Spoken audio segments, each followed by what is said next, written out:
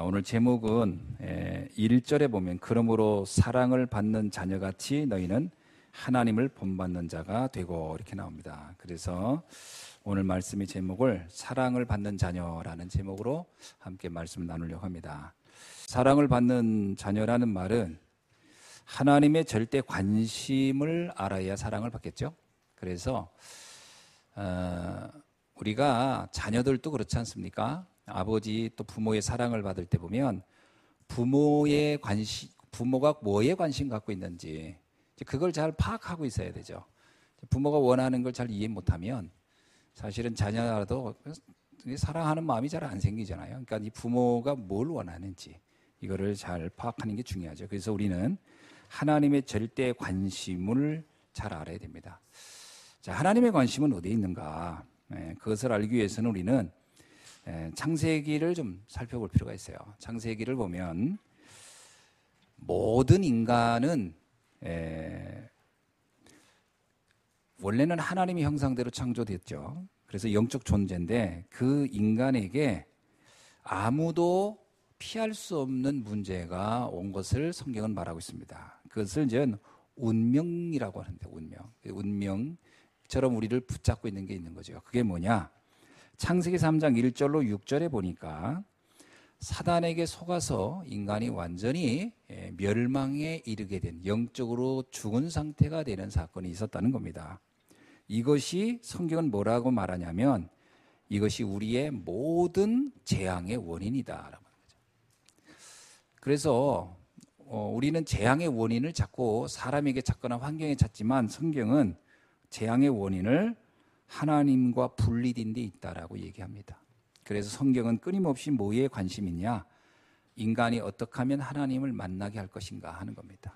이게 성경의 가장 큰 주된 핵심이고 하나님의 관심입니다. 그래서 하나님의 관심은 인간의 구원에 있습니다. 그 얘기는 다른 말하면 인간이 자신도 모르게 겪고 있는 재앙으로부터 빠져나오는 데 관심이 있다. 그래서 진짜 우리가요 신앙생활을 제대로 하면 재앙으로부터 해방됩니다. 근데 이 신앙생활을 이해 못하면요 이런 성경의 내용도 알고 기독교의 어떤 교리도 이해했는데 재앙은 계속 오는 겁니다. 재앙이 계속 올 때는 빨리 파악해야 돼요. 내가 근본적인 문제엔 답을 잘 모르고 있다라는 거예요. 근본 문제 이해 못하면 재앙은요 잘 되다가도 안 되고 잘 되는 것 같아도 안 돼요. 그러니까 되는 것도 없고 안 되는 것도 없는데 안 돼요. 안 됩니다. 그래서 사람들은 착각해요. 열심히 하면 뭔가 될 거라고. 노력하면 될 거라고 생각해요. 물론 어느 정도까지는 됩니다만 어느 날 자신도 모르는 문제에 완전히 무너져 버립니다. 그게 재앙이에요. 내가 해결할 수 있는 걸 재앙이라고 안 합니다. 그죠? 내가 해결할 수 없는 걸 받을 때 재앙이라고 하는 거죠. 자, 그 재앙이 왜 오냐는 거예요. 모든 사람에게. 그 이유가 인간의 영적 세계, 영적인 세계 부분이 상실돼서 그렇다는 거예요. 그 영적인 부분을 빨리 회복하는 것이 가장 중요합니다. 자, 그래서 이거를 성경은 일관되게 말하고 있어요. 그래서 뭐라고 하냐? 하나님을 만나야 한다는 거예요. 근데 하나님을 우리가 만날 수가 없거든요. 인간이 스스로 하나님 만날 수 있는 방법이 없어요. 하나님을 볼 수도 없고 체험할 수도 없어요. 우리 몸으로는. 우리가 알고 있는 지식으로는 알 수가 없어요. 그래서 이게 영적인 세계가 이해 안 된 사람이 뭐라고 하냐면 하나님이 어디 있냐 자꾸 이런 얘기를 해요. 하나님이 어디 있냐라고 얘기하면 우리가 참 설명하기 참 어려운데요. 그러나 이런 거 있잖아요. 설명하기는 어려운데 증거가 있는 거예요. 나타나요. 우리가 삶 속에서. 그러니까 보이지 않으나 존재하는 게 너무 많아요. 세상에는 보이지 않으나 존재하는 게 너무 많습니다. 그러나 사람은 그 존재, 보이지 않으나 존재하는 것 때문에 사람들이 죽고 살고도 해요. 여러분 어떤 트라우마 같은 것도요. 과거의 트라우마가 현재 아무런 내가 앞에 나타나는 것도 아니에요. 근데 이 트라우마에 한번 잡혀버리면 어떡해요? 그 공포와 두려움 때문에 이 사람이 망해버려요. 그것도 아주 오래전 사건이 현재 나를 완전히 강력하게 나를 잡고 있습니다. 그 사람들이 그 상처 같은 사람, 그래서 무서운 거예요. 과거의 상처에 딱 잡힌 사람을 만나면요, 이게 진짜 이거 어떻게 이건 보이는 거 가지고는 판단이 안 돼요. 사람이 보이는 거 가지고는 다 멀쩡한데 사이코패스가 왜 나오는 줄 아세요? 보이지 않는 문제로부터 온 겁니다. 그거 파악하지 않으면 진짜 어려운 거거든요. 그러니까 보이지 않는 세계를 이해해야 돼요. 아, 저 사람 왜 저러냐? 아, 저 사람 왜 저렇게 하는 짓이 저렇지? 보이지 않는 세계. 그 자신도 모르는 거잖아요. 어떤 사람이 그래요. 나도 왜 그렇게 했는지 모르겠다는 사람도 있어요. 우리가 그래서 이제 그 심리학자들이 왜 그럴까? 그래가지고 그걸 좀 파악해 봐야 될 거 아니냐. 그래서 나온 게 심리학이에요. 그러니까 뭐 잠재의식에서 나온 걸 거다. 아니다. 무의식에서 시작된 걸 것이다. 그 프로이드, 칼 융 이런 사람들이 그래서 나온 거예요. 학문이. 보이지 않으나 존재하는 거예요. 반드시 사람에게 영향을 주는 거예요. 하나님을 떠났다고 하는 것은 모든 재앙을 완전히 무방비 상태 앞에 노출된 상태입니다. 그게 성경이 말하고 있는 거예요. 그래서 반드시 하나님을 인간은 만나야 돼요. 하나님을 만난다는 말은 단순히 그냥 교회 나온다, 예수 그리스도 이렇게 고백한다 이 말이 아닙니다. 영적인 세계를 이해한다는 거예요. 영적 세계를 이해하면요, 정말 모든 것들이 달라져요. 사람 보는 거, 사건 보는 거, 문제 보는 거, 과거, 현재, 미래 다 다릅니다. 보는 세계가 달라요. 그래서 이런 말이죠. 사실만 가지고는 우리가 세상 사는데 진짜 문제 많이 옵니다. 사실만 봐가지고는 결정을 못해요. 진실을 알아야 돼요. 숨겨진 의도거든요, 진실. 근데 진실만 봐가지고도 몰라요. 그래, 진실, 그래, 그 사람이 이렇게 과거 이랬다 하자. 그것만 가지고도 답이 안 돼요. 영적 사실을 알아야 돼요. 그게 굉장히 중요한 얘기입니다. 그러니까 성경을 읽을 때 이런 영적인 세계를 이해 못하고 성경을 읽으면 성경이 어떻겠어요? 정말 이게 말도 안 되는 얘기예요. 왜? 이거는 어차피 우리가 육안으로 설명할 수 있는 세계 아닌 세계를 설명하기 때문에. 그래서 이 성경을 잘못 이용하면요, 여러분 아세요? 영화 같은 데 보면 테러 분자들이 또 성경에서 어떤 단어를 찾아가지고 그걸 또 이렇게 암호로 풀어가지고 살인도 하고 막 그런 것도 나오잖아요. 그러니까 성경은 악용하면 한없이 악용할 수 있는 이유가, 이게 코에 걸면 코골이, 귀에 걸면 귀골이가 될 수 있어요. 성경은 잘못 사용하면요, 최악의 악령서가 될 수 있습니다. 그러니까 어떤 관점으로 보느냐는 거예요. 성경에 보세요. 다 죽여라 이런 것도 있잖아요. 그러면 다 죽입니까? 하나도 남김없이 죽이라. 죽이라고 나왔어. 그럼 나 다 죽이면 되네. 뭐 그런 겁니까? 그런 뜻이 아니거든요. 영적 세계를 얘기하는 거예요. 왜 그들은 저렇게 망하는가? 왜 우리는 생각지 않는 저주 재앙이 오는가? 이스라엘에게 왜 이런 재앙이 왔지라는 거예요. 이스라엘 나라가 작아서 온 겁니까? 아니에요. 영적 세계를 몰라서 당하는 거예요. 오늘날도 똑같습니다.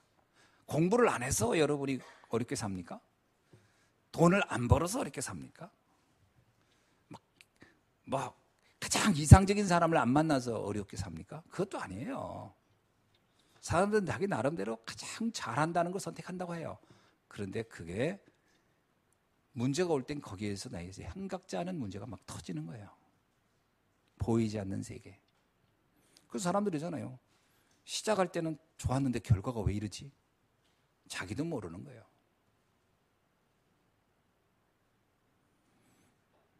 요즘은 이제 가을철이라 결혼의 시즌 아닙니까? 많은 사람들이 결혼하죠. 결혼할 때 뭐라고 합니까? 억지로 결혼한 사람은 아마 천상에 하나 있을까 말까 겁니다. 대부분 이제 사랑해서 또 행복해지려고 다 결혼할 겁니다. 어떤 사람은 5년 연애, 10년 연애하고, 난 이 사람 다 알았어 그래요. 그리고 결혼합니다. 그리고 몇 년 못 살다가 못 살겠다 그래요. 헤어져야 되겠다. 왜 그럴까요? 보이지 않는 세계. 설명할 수 없는 영역의 문제. 반드시 가지고 있거든요, 사람들. 그러니까 참 이게 섣불리 할 수가 없는 거예요, 섣불리. 야, 그러니까 내 의지만 가지고 된다? 난 그같이 그거 웃기는 사람이 없어요. 내 노력하면 다. 노력해보세요, 되나? 할수록 더 억울해지는데. 보이지 않는 세계. 그 성경은 이거를 얘기하는 게 요 부분을, 요 부분을 얘기하다 보니까 내가 그거에 대해서 감지 안 된 사람은 그걸 얘기하는 성경을 읽을 때마다 말도 안 된다고 하는 거고, 그걸 아는 사람은 이 말씀을 읽을 때마다 그래, 맞아, 이거야 라고 동의하는 거예요. 그 차이예요, 사실은. 말씀을 들으면서 난 도저히 모르겠다. 영적 세계가 안 열린 거예요. 난 이거 뭔 말인지 알겠다. 열린 거예요. 그래서 사실 우리 랩런트들한테는 한편으로는 미안할 때도 있어요. 안 열린 사람 앉혀놓고 얘기하려니까 얼마나 답답하겠나 이게. 그러니까 언젠간 열리겠지. 그래서 예수님도 두드려라, 찾으라, 구하라 계속 전해지는 거예요. 어느 날 모르는 거예요. 그건 자신도 몰라. 어느 날 알아지는 거죠. 어느 날. 저도 그랬어요. 말씀 듣는데 지루하더라고요. 그리고 또 하나, 똑같은 얘기, 맨날 똑같은 얘기. 나중엔, 외워 내가. 다 외운다. 정말 이제 지루하더라고요. 못 듣겠다. 이러고 있어요. 그런데요, 갑자기 어느 날. 찬송, 그 복음서가 있죠. 어느 날 나는 알았네. 이게 진짜 딱 맞아요. 어느 날 딱, 저 말이었어. 라고 하는 게 확 깨달아져요. 내 인생이 새롭게 해석되는 거예요. 그 이전에 내가 나를 안다고 생각했어요. 여러분, 제일 많이 착각하는 게 뭔지요? 내가 나를 안다고 생각하는 사람들이에요. 글쎄, 알 수도 있겠죠. 근데 나는 그런 생각을 했어요. 나는 나를 참 잘한다. 나는 잘한다고 생각했는데 아니더라고요. 다 틀리게 알고 있었구나를 알게 됐어요. 사람을 보는 것도 틀렸고, 문제 보는 것도 틀렸고, 과거를 해석하는 것도 틀렸고, 현재를 보는 눈도 틀렸고, 미래를 보는 눈도 다 틀렸었구나를 그때 알았어요. 다 틀렸으니 되는 일이 없이 꼬이는 거예요. 하는 일마다 꼬이는 거예요. 다 보는 눈이 틀렸기 때문에. 요한복음 20장 31절에 이렇게 그랬어요. 오직 이것을 기록하면 너희로 예수께서 하나님의 아들 그리스도이심을 믿게 하려 하며 또 너희로 믿고 그의 이름을 힘입어 생명을 얻게 하려 함이니라. 생명을 얻게 하겠다는 거예요. 근데 이것뿐만 아니에요. 성경에 보면은 제가 굉장히 성경 말씀을 읽다가 이 말이 전엔 정말 이해가 안 됐는데 어느 날 이게 이해되는 거예요. 뭐냐면 여러분 혹시 그거 아세요? 여기 백석대학 가면 크게 써붙여요. 진리를 알지니 진리가 너희를 자유케 하리라. 이런 크게 써붙였어요. 나 저거 볼 때마다 멋있다. 성경에 어디 있냐? 그러면서 이제 찾기도 하고 여기에 있네. 그러면서 이제 그 성구를 보면서 좋은 거다라고 했는데 이해는 안 돼요. 왜냐? 어떻게 자유를 한단 말인가? 진리는 도대체 뭐란 말인가? 진리가 뭐지? 진리를 안다는 건 또 뭐지? 근데 그게 나한테 무슨 자유를 준다는 것이지? 이해가 안 됐어요. 이해가 안 되더라고요. 그냥 성구 자체는 멋있는데 그 깊은 의미가 이해가 안 되더라고요. 근데 어느 날 깨달아졌어요. 뭐가 깨달았냐? 진리라고 하는 것이 그리스도를 말하는 복음이구나. 복음을 알지니 복음이 너를 자유롭게 한다. 진짜 자유로워지더라고요. 옛날에는요, 저도 모르게 엄청나게 많은 편견, 고정관념, 잘못된 기준, 잘못된 표준, 잘못된 어떤 사상 너무 많았다는 걸 알았어요. 사람들을 함부로 내가 판단하는 거예요. 또 함부로 모든 걸 내가 결정해요. 그리고 또 나를 자학해요. 그거의 기준에서 나는 무능하다, 나는 안 된다 생각을 자꾸 해요. 모든 판단, 기준, 표준이 다 틀렸어. 그러니까 어때요? 늘 초조하고 열등감과 무능과 비교의식과 상처를 안 받을 수가 없는 거예요. 그러고 사는 거예요. 삶이 얼마나 고달프겠습니까? 그 예수님이 말한 거예요. 무거운 짐진 자들아 다 내게로 오라. 그 말도 이해되더라고요. 야, 나 진짜 인생 너무 무거운 짐 지고 살고 있구나. 그러니까 아침에 일어나서 첫 번째 하는 게 한숨이라는 거예요. 한숨은 아주 그냥 자연스럽게 나오더라. 어떡하냐 오늘 또. 하여튼 뭐 무슨 이게 전화가 오나 무슨 일만 터지면 아주 요만한 일도 일어나면요. 제일 먼저 딱 반응하는 게 뭐냐. 어떡하지. 이거 어떡하지. 그렇게 사는 거예요. 그러니까요. 탈모가 오더라고. 탈모 제일 먼저. 탈모. 그래서 내가 원형 탈모 엄청 심했어요. 내 미용실 가면 미용실 하는 그분이 사장님 이거 이식해야 돼요 그래요. 머리 이식해야 된대. 너무 심해가지고. 그 얘기 듣는데 너무 막 부끄러운 거예요. 어디냐 미용실도 못 가겠더라고. 이게 탈모가 너무 심해가지고 듬성수 다 빠져버렸어. 그런데 좀 있더니 눈썹이 다 빠져버리더라고. 그 눈썹이 없어졌어요. 그 눈썹이 요 앞에만 여기 앞에만 이렇게 두 개 점처럼 있었어요. 근데 거울 보면서 얼마나 스트레스 받는지. 이거 어떡하냐. 나도 이거 문신을 해야 되나 어쩌냐. 그거 진짜 난 그때 문신 심각하게 고민해봤어요. 근데 그때 문신 문화가 그때 한참 발달할 때가 아니었어요. 지금 같았으면 했겠어. 근데 그때는 그런 문화가 아니잖아요. 하고 다니면 사람들이 막 이상하게 볼까봐 시도도 못 하겠고 막 걱정은 되고. 그렇다고 여자들처럼 뭘 그릴 수는 없잖아요. 남자가 그리고 다니면 또 이상하잖아요. 진짜 고민됐어요. 이걸 어떻게 하면 좋으냐. 아마 지금 내가 그 상태를 벗어나지 못했으면 지금쯤 그냥 이렇게 싹 밀고 다녔을 것 같아. 너무 흉해서 싹 밀고 그냥. 그리고서 이것도 하나의 패션이야 이러면서. 제가 아는 분이 싹 밀었더라고요. 그러니까 이 탈모가 너무 심해서. 그런 분도 있더라고요. 근데 머리 두상이 또 이쁘질 않아요. 용기도 안 나와. 야, 어떻게 하면 좋냐. 근데 복음을 알고 나서요. 자유로워진 거예요. 진짜 자유로워진 거예요. 아무것도 문제되지 않는다. 일단은 제일 먼저 해석된 게 하나 있었어요. 내가 참 행복한 사람이구나. 내가 참 복받은 사람이구나. 제일 먼저 이게 발견돼요. 그전엔 내가 복받았다는 생각을 정말 눈꼽만치도 안 했어요. 지금 우리 랩런트 가운데 그런 랩런트 있습니까? 나는 왜 이렇게 복 없는 사람이지? 착각하는 겁니다. 그게 잘못된 기준, 표준에 빠져서 그런 거예요. 그게 잘못된 세계관에 빠져서. 그게 뭐야? 사단이 준 거예요, 사실은. 그걸 몰랐어요. 나 자신을 자학하는 거예요. 학대하는 거예요. 열등감에 빠지는 거예요. 그래서 뭔가 남들한테 잘 보이려고 몸부림을 치면서 엉뚱한 걸 가지고 자랑하려고 하는 거예요. 그래서 사람들이 택도 안 되는 자랑거리 가지고 말하는 거예요. 막 돈 좀 있네. 그래서 여러분 누가 막 자랑하는 건요. 공작새 생각하면 딱 돼요.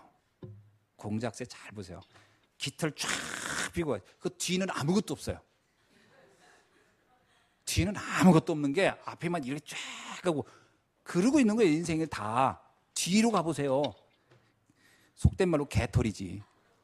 가진 거 아무것도 없고 된 것도 아무것도 없는 게 자랑하는 거예요. 이렇게.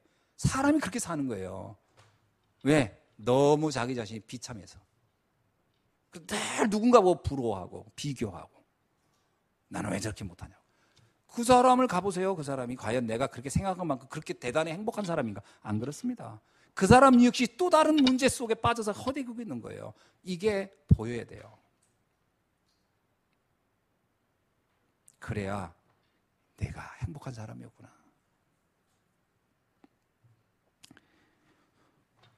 복음은 나를 살리기 위한 거예요.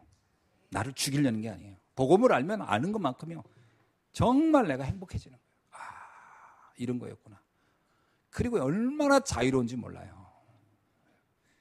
나를 발견하고 나면 자유롭습니다. 그래서 예수님이 말했구나. 네 가슴에서 생수가 흘러나리라. 저는 그것도 이해돼요. 내 가슴에서 생수가 흘러난다는 말이.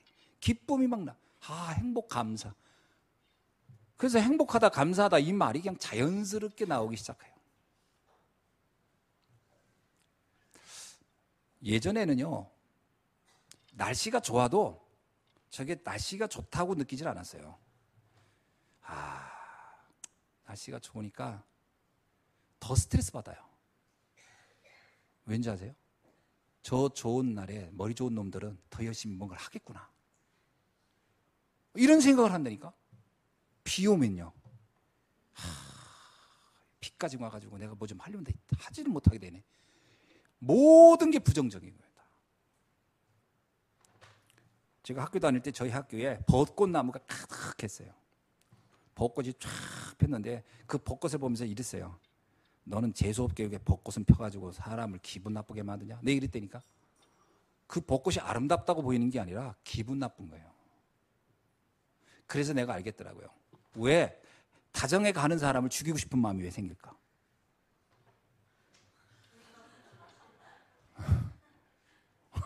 이해되세요? 왠지 나만 불행하고 쟤들은 다 행복해 보여. 그래서 행복한 놈 하나 죽이고 싶어, 이런 마음이 생겨요. 그래서 그날이죠. 한 놈만 걸려라, 오늘 내가 가만 안 둔다, 이러고 도끼 품고 다닌다니까 사람들. 그래서 여러분, 저는 차 타고 가다가 누가 이렇게 뭐 하면 모른 척합니다. 그 사람이 혹시 그 사람일지도 모르니까. 도끼 품은 인간일지도 모르잖아요. 왜 그럴까요? 예의고 뭐고 없어요. 다른 사람이 나를 어떻게 쳐봐 관심도 없어. 왜 그럴까요? 보이지 않는 세계의 상처 가득한 거예요. 이게 해결이 안 되는 사람이 군대를 가보세요. 그래서 군대에 그런 문제 일어나는 거예요. 군대에 무슨 편의시설이 안 좋아서 그렇다? 아닙니다. 그 사람은 뭐를 건드려도 터질 사람인 거지. 빨리빨리 치료해 줘야 되는 거잖아요. 그건 치유받아야 할 사람들이거든요. 그런 사람이 지금 우리 주변에 가득한 거예요, 지금. 그래서 내가 너에게 생명을 주려 함이라. 하나님을 만나야 이런 문제가 해결되는 거예요. 이걸 어떻게 이걸 설명하겠습니까? 이걸 영적인 세계를. 분명히 나타난 증상은 있는데 원인을 설명을 다른 거는 도저히 안 돼요. 그러니까 나라의 그 통치하는 사람들도요, 사람들이 문제가 터지고 막 자살하고 살인하고 막 이런 사건이 일어나면 보이는 거로만 해결하려는 거예요. 그러니까 군인들을 이제는 뭐 핸드폰 사용해라, 그래도 뭐 부모님 오게 하라, 이게 군대가요 보이스카우트처럼 다 간 거예요. 왜? 그렇게 해주면 애들이 사건 안 칠 줄 알고. 그거는 그래서 해결될 문제가 아닙니다. 그건 영적 문제지. 영적 문제지요. 그걸 보는 눈이 없으니까. 편리하게 해주면 사고 안 난다고요? 그러면 왜 이렇게 집에 와서 사고 칩니까? 그 편안하게 살면서도. 그건 환경하고는 상관이 없는 거예요. 이미 영적 문제가 이미 와 있는 거예요. 그걸 성경이 말하는 거예요. 하나님을 만나야 그것이 해결된다. 그래서 요한복음 6장 40절에 내 아버지의 뜻은 아들을 보고 믿는 자마다 영생을 얻는 이것이니 마지막 날에 내가 이를 다시 살리리라 하시니라. 아멘. 여기서 말하는 영생이라는 얘기는요, 인간들의 영적 상태에 삶이 다 죽어 있다는 거예요. 분노로 가득하고 사단의 그 공격으로 가득 상처 속에 이게 완전히 다 회복돼야 되는 거예요. 이것을 영생이라고 설명합니다. 그래야 영원한 천국도 우리가 가는 거죠. 그러려면 첫 번째입니다. 하나님을 본받는 자가 돼야 한다는 거예요. 여기서 하나님을 본받는단 말이 무슨 말입니까? 인간이 어떻게 하나님을 본받아요? 인간은 하나님을 본받을 수가 없잖아요. 그렇죠? 본받을 해도 본받을 대상이 어마어마하잖아요. 근데 왜 여기는 너희는 하나님을 본받는 자가 되라 이렇게 했을까요? 그거는 설명이 이렇게 쓴 거지 의미는 이런 게 아닙니다. 뭐냐면 다른 거 불필요한 거 하지 말라라는 거예요. 뭐냐? 복음 외에 다른 것을 하는 것은 하나님을 이해 못한 거예요. 하나님은 오로지 하나에만 관심이 있어요. 그게 바로 영혼 구원이에요. 그거 외에 다른 것 가지고 인간의 문제를 해결하려고 발부둥 치지 말아라 이 말이에요. 마태복음 16장 14절에 보세요. 예수님을 따르는 사람들이 전부 다 다르게 알고 있어요. 뭐 에레미야, 엘리야, 세례 요한, 선지자 중에 하나. 이거는 하나님을 정말 잘못 보고 있는 거거든요. 이제 잘못 본받는 거지. 이렇게 가면 망하는 거예요. 정의를 구현해서 인생 문제 해결한다? 그래서 안 되는 겁니다. 뭐 신비한 것을 체험해야 못 된다? 그래서 안 되는 거예요. 사람들에게 잘해주고 뭐 동정하고 봉사하고 그래야 되는, 그래서 안 되는 겁니다. 뭐 인간의 교훈을 많이 배워야 된다. 그래서 안 되는 거예요. 그래서 안 된다. 그거 하지 말아라는 거예요. 그런 거, 그게 나쁜 건 아니지만 지금 너에게 드려진 이 저주와 재앙을 해결할 수는 없다는 거예요. 그래서 하나님을 잘 알아라는 거예요. 본받으라는 말은 하나님을 잘 이해하라는 거예요. 하나님이 과연 뭐에 관심이 있는지. 그래서 우리는 복음의 말씀을 따라가는 삶을 살아야 할 줄로 믿습니다. 예. 하나님을 이해하려면요, 복음의 말씀을 깊이 이해하는 수밖에 없어요. 왜? 하나님은 말씀을 통하여 자신을 다 계시했어요. 로마서 16장을 보면 이렇게 나와요. 하나님이 뭐라고 하냐면요, 16장 26절에 이제는 나타나신 바 되었으며 영원하신 하나님의 명을 따라 선지자들의 글로 말미암아 모든 민족이 믿어 순종케 하시려고 알게 하신 바 그 신비의 계시를 따라 된 것이니, 이렇게 나옵니다. 그러니까 선지자들의 글을 통하여 하나님은 우리에게 말하려고 하는 그 신비한 비밀, 영세전에 감추었던 그 비밀을 말하려고 한다는 거예요. 그래서 우리가 하나님을 제대로 이해하려면요, 말씀 따라가야 돼요. 그래서 말씀을 계속 집중해서 들어야 됩니다. 제가 그거는 제 체험이에요. 뭐냐, 말씀을 대충 들어가지고 이 영적 세계 절대 이해 안 돼요. 희한하게 그래요. 영적 세계는 우리가 이렇게 무슨 뭐 공부하듯이 해서 이해되는 게 아니에요. 이건 하나님이 은혜로 열어줘야 돼요. 그래서 성경에도 이건 비밀이다 그래. 비밀, 시그릿. 이거는 숨겨진 거예요. 그래서 뭐라고 하냐면 난 누구에겐 이거를 허락되고 난 누구에겐 이걸 감출 것이다. 참 놀라운 거죠. 그러니까 내가 복음을 이해 못한다는 것은 굉장히 슬픈 일인 거예요. 내가 그에겐 감췄다라는 거니까. 근데 누구에겐 이걸 열 것이고 누구에겐 이걸 감출 것이다. 그러면 그러면 난 하나님의 은혜를 못 입은 거 아닙니까? 라고 혹시 생각하시는 분 있습니까? 근데 제가 한 가지는 조금 외람된 말이지만 자신 있게 얘기하겠는데, 일단 복음이 증거되는 이 강단에 왔다는 것은 하나님이 허락한 거예요. 잘 듣다 보면 깨달아질 겁니다. 저도 늘 노력하니까 어떡하든 이거 좀 잘 설명해 보려고. 그래서 로마서 10장에 보면 그런 거 있잖아요. 믿음은 들음에서 있고 그 들음은 하나님의 말씀으로 되는 것이다. 이거 계속 듣는 곳에 있다. 그게 축복입니다. 왜 그걸 얘기할 수 있냐면 바울이 그랬어요. 바울이 이게 이해가 안 됐어요. 바울은요, 똑똑한 사람이에요. 공부도 엄청 했어요. 헬라 철학도 공부했고 다 했어요. 세상 공부 다 해봤어요. 그리고 또 성공이라고 하는 걸 향해 달려가고요. 모든 게 막힘이 없는 사람이. 근데 딱 한 가지만 안 되는 거예요. 영적 세계가 이해가 안 되는 거예요.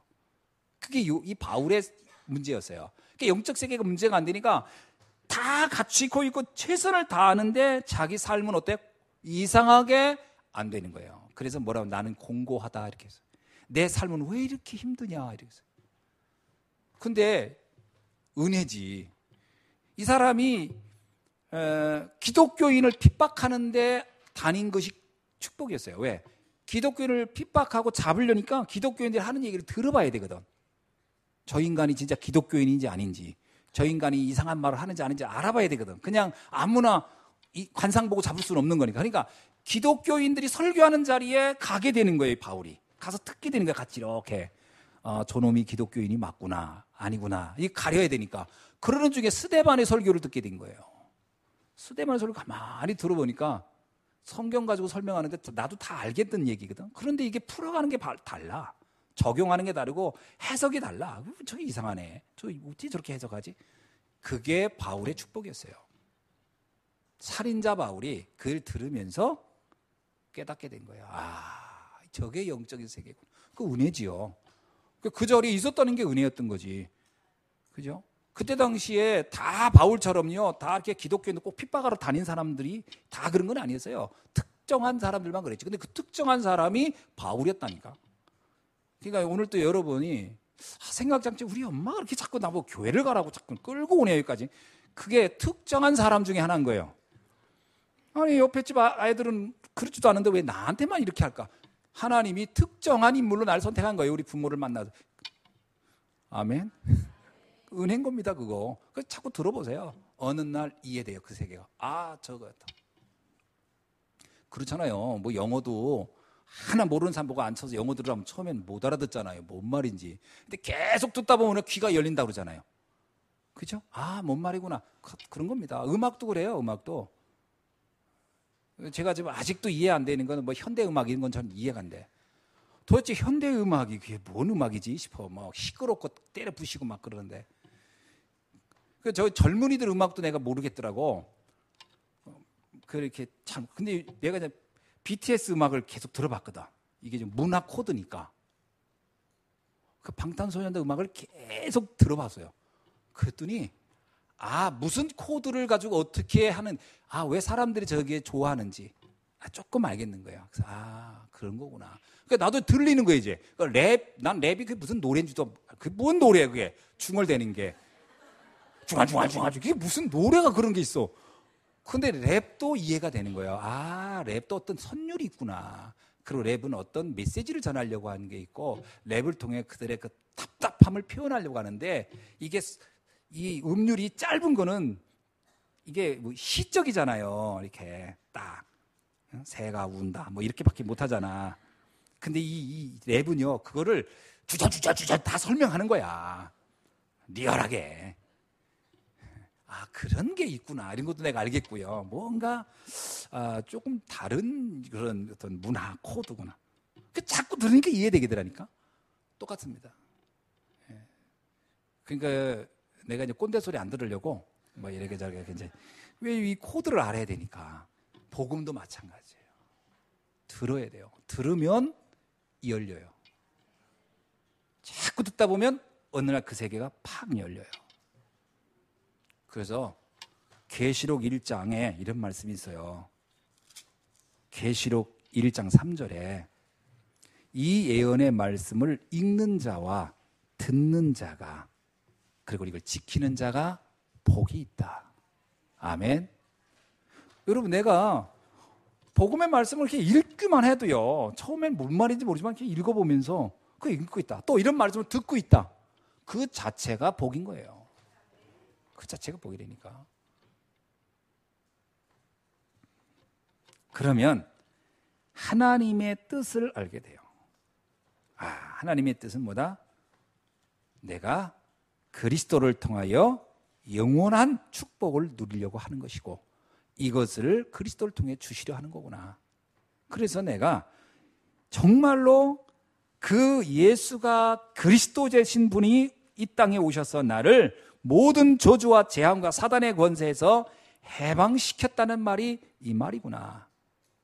그래서 그리스도는 가장 큰 하나님의 선물이구나. 이렇게 깨달아지는 거죠. 그러면 우리는 이 복음을 내가 누리고 전해야 되겠다. 이런 생각을 갖게 되는 겁니다. 이게 하나님을 본받는 자가 되는 거예요. 그런 사람을 하나님은 사랑한다는 거예요.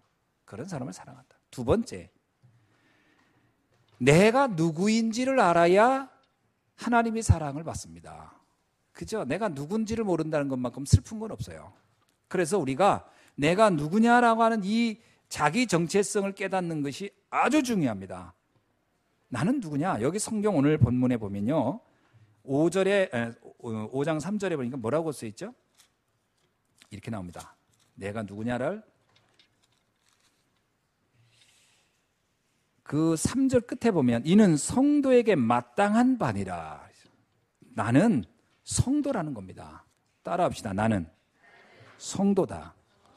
성도란 말이 뭔지 아시죠? 거룩할 성자에다가 무리도자예요. 거룩한 무리란 뜻이에요. 그러니까 이 거룩한 무리, 그룹이죠. 그룹. 홀리 그룹이에요. 홀리 그룹이 성도입니다. 그러면 이 말은 무슨 얘기냐면요. 구별시켰다는 거예요. 구별시켰다. 나는 구별됐다는 얘기예요. 그러니까 여러분은 구별된 사람인 거예요. 어떻게 구별됐습니까? 로마서 1장 에베소서 1장 그 4절 보면요, 이렇게 우리는 구별된 거예요. 어떻게 됐죠? 1장 4절 보세요. 곧 창세전에 그리스도 안에서 우리를 택하사 우리로 사랑 안에서 그 안에 거룩하게 하고 흠없게 하시려고, 5절에 보면 그의 기쁘신 뜻대로 우리를 예정하사 예수 그리스도로 말미암아 자기의 아들들이 되게 하셨으니. 아멘. 이게 우리입니다. 내가 특별한 사람인 거예요. 구별된 사람이라는 거예요. 내가 성도라는 말은 완전히 하나님이 나를 모든 사람들 가운데 딱 선별하여 구별해서 불러냈구나. 그런 사람이구나. 내가 부족하고 연약하고 상관없어요. 하나님은 하나님이 원하는 자를 불러서 낸 거예요. 그 내가 아무리 생각해도 나 여러 가지 부족한 게 많고 뭐 한계도 많고 실수도 많고 잘못한 것도 많은데 왜 정말 하나님 나를 선택했을까? 그건 내 생각이고요. 하나님은 나를 택하여 불렀다는 증거가 뭐냐? 이 복음을 들을 수 있도록, 내가 이 복음을 알도록 했다는 것은 나를 선택했다는 거예요. 그러니까 이 선택된 나를 보면 뭐가 됐어요? 하나님의 자녀가 됐잖아요. 하나님의 자녀가 됐으니까 그 자녀에 다운 신분이 주어진 거예요. 하나님의 자녀라는 신분. 그러면 하나님 자녀다운 신분을 가지려니까 뭐예요? 거기에 걸맞는 삶도 필요하다는 거예요. 그게 오늘 얘기예요. 그래서 뭐라고요? 3절에 음행과 온갖 더러운 것과 탐욕은 너희 중에서 그 이름조차도 부르지 말라. 이는 너희가 성도로서 마땅한 바가 아니니라. 내가 하나님의 자녀니까 이런 부분들은 내가 멀리 해야 되는 거야. 그러니까 그건 나보고요, 뭐 의무적으로 하란 말이 아니라 내가 그만큼 가치 있는 사람인 거예요. 가치 있는 나를 그렇게 귀하게 보면 하찮은 것 하고 싶지 않은 거죠. 그렇죠? 내가 존귀한 사람은 존귀한 사람다운 삶을 살고 싶잖아요. 나를 그렇게 만들어 가라는 거예요. 아멘이죠? 여러분은 존귀한 사람들입니다. 그러니까 더러운 것은 입에도 들이지 말아라. 그래서 웬만한 건 그냥 이해하고 수용하고 넘어가세요. 좀 화가 나도 오죽하면 저라랴. 그거 같이 다투면요, 똑같은 사람 되는 거예요. 수준이 같아지는 거예요. 그럴 필요 없다는 거예요. 그렇게 해야 사단이 나를 공격할 수가 없다는 거예요. 두 번째는 뭐냐? 내가 누구냐? 5절에 보니까 5절 마지막에 그리스도와 하나님의 나라의 기업을 얻을 자예요. 기업을 얻을 자예요. 그 기업이란 말은 이게 단어로서는 재산이란 뜻을 가지고 있지만 여기서 말하는 기업은 영적인 의미를 가지고 있습니다. 그게 뭐냐? 우리가 영원한 생명을 가졌다는 것과 하나님의 나라를 소유한다는 말이 기업이에요. 쉽게 말하면요, 천국 백성으로 살아간다는 말이에요. 더 쉽게 얘기하면 베드로전서 2장 9절의 말씀처럼 왕같은 제사장의 삶을 살게 될 것이라는 거예요. 다른 말로 말하면 영적 서밋의 삶이 우리가 받을 기업이라는 거예요. 그러니까 우리는 완전히 최상의 삶을 살 사람들이에요. 최상의 것, 하나님의 나라, 에덴의 삶이 나에게 축복으로 주어졌다는 거예요. 그래서 우리는 이 땅에 사는 동안에도 그래요, 천국을 누리고 사는 것이 우리의 특권입니다. 그러니까 여러분 천국 백성답게 삶은 거죠. 그러니까 뭐 천국 백성, 이미 천국 백성이라고 한다면 어떻게 했어요? 웬만한 거 가지고 뭐 그렇게 있니 없네, 이 다 가졌는데 뭘 이렇게 없다고 늘 징징 짜고 그러겠습니까? 뭐 좀 없다고 막 징징거리고 막 피곤하다 하고 뭐 힘들다, 별 힘들 것도 없어요. 그냥 하나님이 누리라고 현장을 줬다고 생각하면 돼요.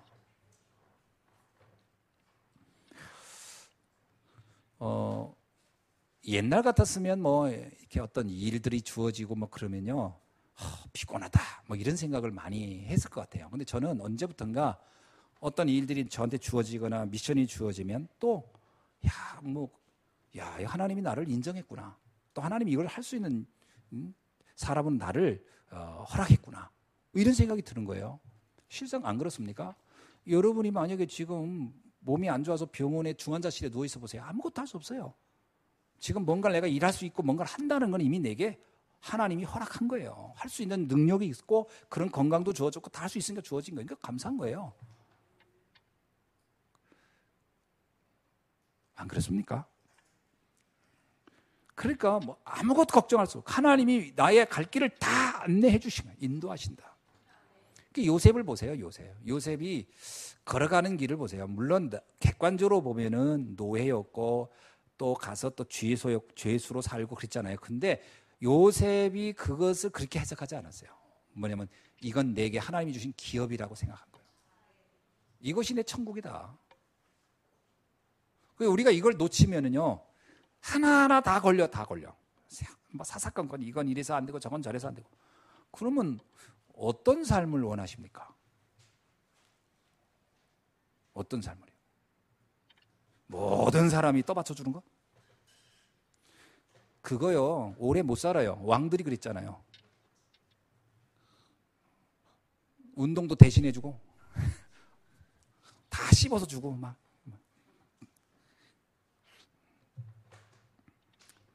그래서 왕들이 오래 못 살았습니다. 내가 막 걸어다니고 막 씹고 먹고 막 하는 거 다 행복한 일이에요. 막 일할 수 있는 거 행복한, 땀 흘릴 수 있는 거 행복한 거고, 이게 천국입니다. 아멘이죠?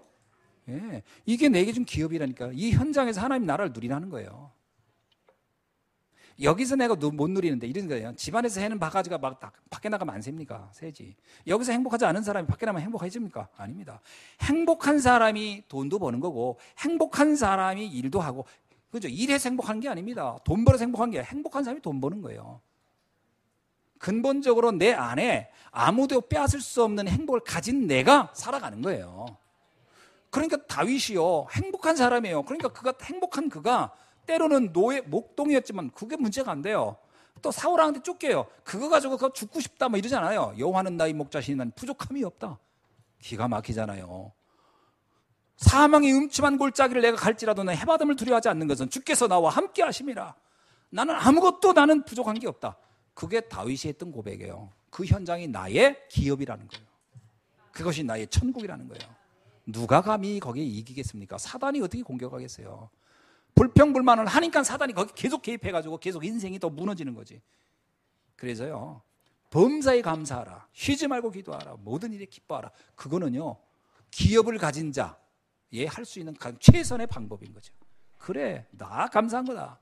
모든 게 다 기쁜 거고 행복한 것이고 걱정할 게 하나도 없다. 그리고 기도하면 되는 건데요. 8번째입니다. 내가 누구냐? 8절 보세요. 3번에 8절입니다. 너희가 전에는 어두움이었지 이제는 주 안에서 빛이라. 빛의 자녀들처럼 행하라. 아멘. 나를 빛이래요. 이야, 여러분, 마태복음 5장 14절에도 너희는 세상의 빛이라. 요한복음 8장 12절에 나는 세상의 빛이니 나를 따르는 자는 어둠에 다니지 아니하고 생명의 빛을 얻으리라. 요한복음 12장 36절에 너희에게 아직 빛이 있을 동안에 빛을 믿으라. 그리하면 빛의 아들들이 되리라.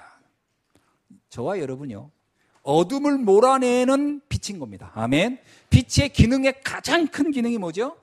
어둠을 몰아내는 기능이에요. 그래서 여기도 이게 빛을 많잖아요. 이 빛은요, 삶을 굉장히 명쾌하고 윤택하게 하는 것이 빛이요. 빛이 없었다면 얼마나 우리 삶이 답답하겠습니까? 두려움과 공포. 빛이 있다는 건요, 어둠을 몰아내는 거예요. 그러니까 여러분이 가는 현장마다 어둠이 떠난다는 걸 믿으시기 바랍니다. 빛입니다. 그러니까 여러분 보세요. 내 기업이다. 이것이 하나님 천국이다. 내게 준 허락한 것이다. 그걸 누려보세요. 내 주변에 있는 사람 전부 다가 현장을 다 저주재앙이라고 여기고 있어요. 사람들이.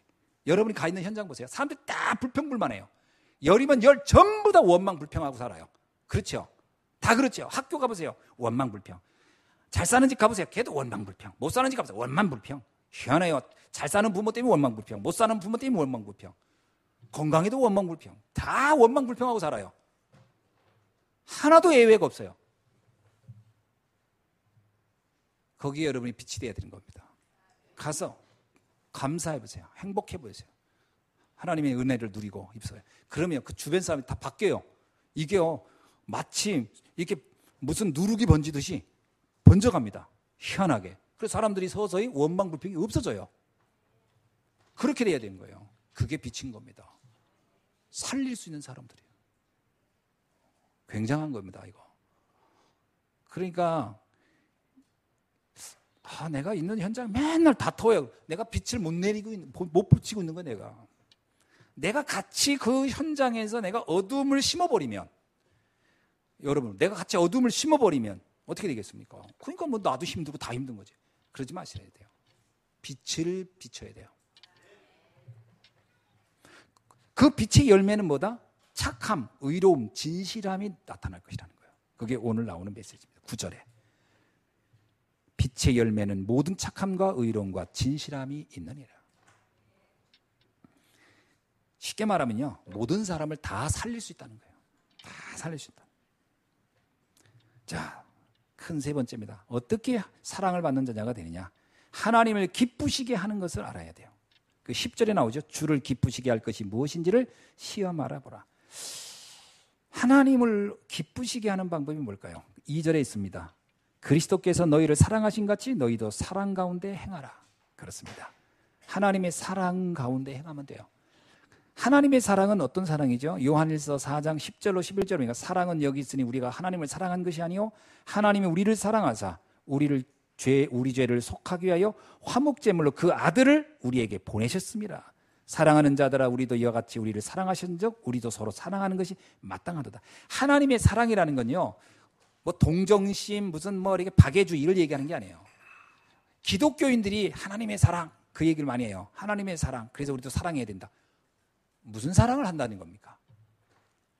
무슨 사랑이죠? 복음을 전하는 것이 가장 큰 사랑이에요. 복음을 전해 살리는 게 가장 큰 사랑이에요. 우리가 떡 한 덩이 줘봐야 그 사람 좀 있으면 또 배고파요. 돈 몇 푼 줘봐야 그 사람 또 구걸해야 돼요. 그 내가 여기 우리 교회에 오는 그 노숙자들도 참 많이 오거든요. 그러면 일단 500원짜리 다 바꿔놓고 있다가 그 하나씩 줘요. 하나. 그래서 빵이라도 사 드시라고. 그러나 그건 사랑도 아니에요. 내가 5만 원을 줘도 그 사람은 내일 또 그건 구걸해야 돼요. 내가 5천 원을 줘도 5만 원을 줘도 50만 원을 줘도 그 사람은 또 구걸해야 돼요. 그건 진정한 사랑이 아니에요. 사랑이 될 수도 없고요. 뭐가 사랑이죠? 그를 근본적으로 그 운명을 바꿔줘야 돼요. 안진뱅이한테 베드로 요한이 그랬어요. 나는 은과 금이 없다. 너는 나한테 자꾸 금을 달라고 하고 돈을 달라고 하는데 나는 너한테 그거 줄 거 없다. 난 그런 사랑을 너한테 하고 싶지 않다.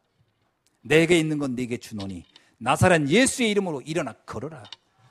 내가 너에 줄 최고의 사랑이 있다. 그게 그리스도를 네게 알리는 것이다. 그 복음을 전하는 사랑이 가장 큰 사랑입니다. 그게 하나님을 가장 기쁘게 하는 거예요. 그렇죠? 두 번째는 뭐냐? 언제 우리가 하나님을 기쁘게 하느냐? 6절을 보세요. 누구든지 헛된 말로 너희를 속이지 못하게 하라. 이로써 말미암아 하나님의 진노가 불순종의 아들들에게 임하느니라. 사단에게 속지 않는 겁니다. 그래야 하나님을 기쁘게 하는 거예요. 사단에게 속지 않아야 돼요. 사단이 뭐예요? 뭐로 우리를 속습니까? 불순종으로, 불신앙으로 속이는 거예요. 아, 이거 뭐 되겠어? 뭐 이게 뭐 축복이 있겠어? 예수 그리스도 믿는다고 뭔가 되겠어? 이게요, 하나님을 가장 근심 뛰게 하는 겁니다. 불신앙, 속지 않아요. 사단의 전략 중에 최고의 전략은 복음 모르게 하는 거예요. 그리고 복음 못 누리게 하는 거예요. 그래서 고린도후서 4장 4절에 보세요. 세상 신이 사람들의 마음을 혼미케 하여 그리스도의 영광의 복음을 광채가 비치지 못하게 한다. 복음을 못 알아듣게 계속 사단은 여러 가지 세상의 지식과 사상으로 우리를 혼미하게 합니다. 속지 않아야 돼요. 그래서 말씀을 선택하시기 바랍니다. 말씀 속에. 그게 하나님을 가장 기쁘게 하는 것이죠. 세 번째, 8번째입니다.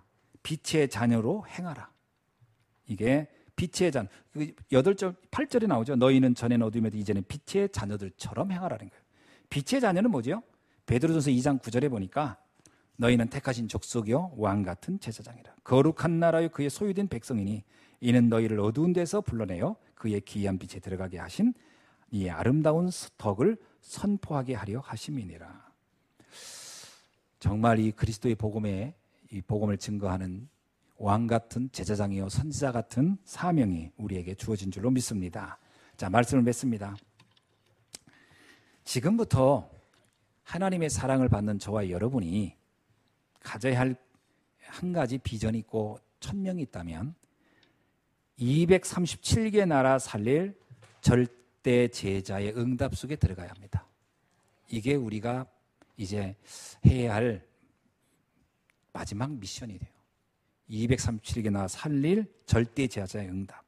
그러기 위해서 첫 번째가요, 언약이 명백해야 됩니다. 언약은 다른 게 아닙니다. 하나님이 나를 영세전에 택하여 구원한 하나님의 자녀가 되었구나.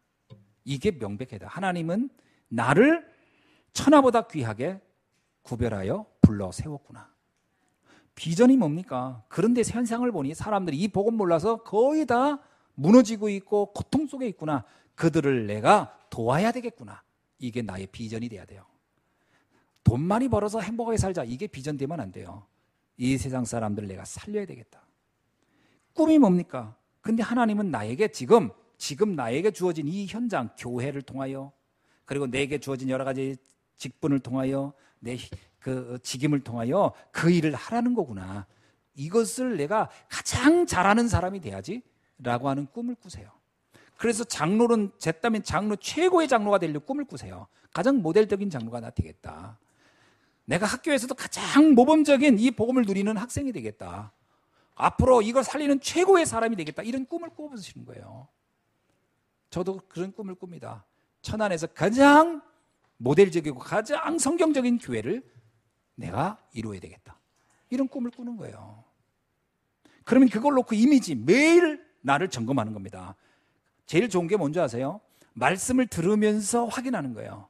그래, 이것을 하나님이 원하는구나 나에게. 그래, 나는 이걸 위해서 살다 가는 거다. 이게 이제 매일 말씀 들으면서 주일날은요, 나의 이 꿈을 확인시키는 이미지 만들어내는 시간이 되면 돼요. 그래서 말씀을 들으면서 이걸 놓고 내가 한평생 최고의 인생을 살다 간다. 그러다 보면 어느 날 하나님이 내게 최고의 인생 작품을 만들어 주신다는 거예요. 그 꿈의 응답이 오늘 여러분에게 이루어지길 주의 이름으로 축원합니다. 기도하겠습니다. 하나님 감사합니다. 하나님의 사랑을 받을 자녀로 우리를 세워주시고 불러주신 주님을 찬양합니다.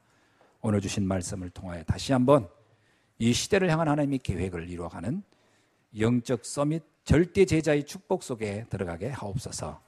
감사드리며 살아계신 주 예수 그리스도의 이름으로 기도하옵나이다. 아멘.